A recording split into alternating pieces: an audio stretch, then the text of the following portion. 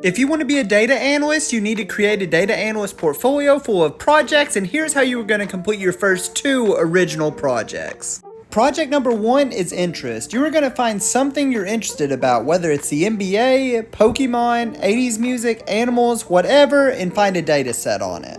Now you're going to create some kind of project that you find interesting. The most obvious idea would be some kind of a dashboard about whatever your topic is that you find interesting. You could also create a table in SQL. You could do some kind of SQL analysis.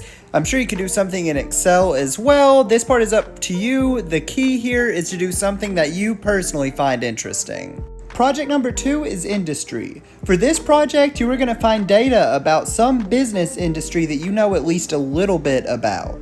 If you've worked in retail, use retail data. If you've worked in a restaurant, I'm sure you can find some restaurant data. Once you have your industry and your data, you are going to try to answer one question or solve one problem for somebody in that industry. One example of this is you could pretend that you work for the manager of a chain of stores and you need to provide an analysis showing which stores are performing well, which stores are performing not as well, and then why the stores that are performing less well maybe aren't performing well. That's literally just one example at the top of my head, but just think about who your audience is and a question that they might have.